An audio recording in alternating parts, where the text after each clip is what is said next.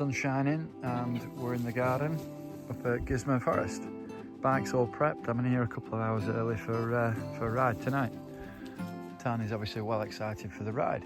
I thought I'd give you a quick rundown on Splinter. Looking a little dirty at the minute. It's not the usual Sprinter. It's a 2005 executive coach. Starting inside the cab, it's fairly normal inside here. I've basically got a different gear shifter in there because I broke the original one. I've put original seats in it, which it didn't have seats here because that was the entrance for the bus.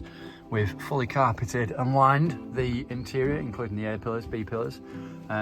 Full new interior went in with seat bases as well, which is nice and clean. And I've separated the back because this is a swivel with a real wool Scottish carpet that has been nicely doubled up.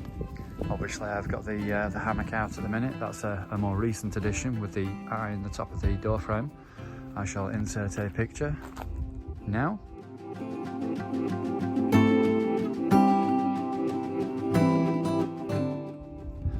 And the entrance, nice piece of oak, which offers up as a good handrail as you're getting in there. That is the main support for the log burner. Underneath I've got a Hessian sack that doubles up as basically a bit of a shoe rack, and his food there that she's not eating because she's too excited for a ride in the forest. Speak of the devil,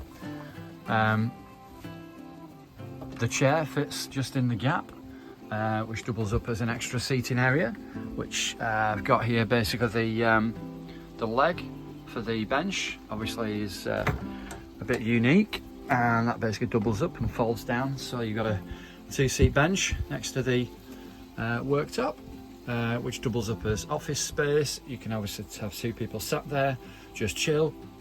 And with that being in the centre, it means that you can enjoy the fire as well. So the fire obviously on the left-hand side and the oven on the right-hand side. The oven takes a 9-inch pizza. Fantastic bit of kit, love it. Use it all the time. Last proper meal on that was nice gammon and chips. Above the fire, I've basically created myself a washing line. Made that myself out of some paracord, and obviously we've got a drying rack above it, which you can get shoes, helmets, anything else as well that will obviously slot in there. The extension for the chimney I keep to the right hand side of it. So the overhead storage above the cab is filled with dry robe, hoodies, jackets, hats, tarnies, leads, bits of food, treats, goggles, loads of random stuff. Lovely bit of area, just a nice bit of split wood. The overhead storage for all the food, utensils, obviously there's kettle, pots, pans and stuff are in there. Again, another light, which is just in line with the kitchen roll at the minute. Knives all on a magnetic strip. Jars full of hot chocolate, sugar and coffee. The magnetic strip, I've used a bit of matte which shows Grisdale on there, so can't be the Lake District. Handmade tap as well there, which is just on the standard rocker switch, which is ideal. Comes out at a fair rate of knots, but I'm happy with that. So the fridge I've got here is a 12 volt fridge, purely 12 volts. It houses quite a lot, plenty in there. The freezer takes a 9-inch pizza, and that seems to be super efficient. The cupboard next to it is where I keep all my clothing, but it also hides the electronics and gadgets. So I've got two 240 sockets. The smaller switch here is a variable switch for the extractor fan at the back, and I've also got the solar control there, and obviously the piping and electrics for water and gas. Little bit of a trick piece as well with the cupboard. That is actually a step to get up onto the bedding area.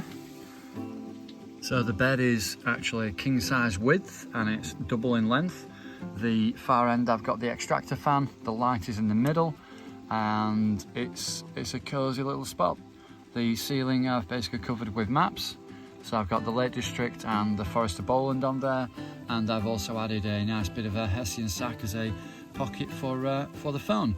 At the back here, out of sight, is the switch and a couple of USBs as well for charging at night. So the garage is what I've built this camper off. It has a large pull-out drawer which can fit 2 bags quite easily, where the wheels bolt in there. At the moment it's got the trail building tools in here and a few other bits and pieces. I can fit 6 of these boxes, or 5 obviously with the toolbox. That's the toolbox. I shall insert a little bit of a sneak preview on the toolbox here.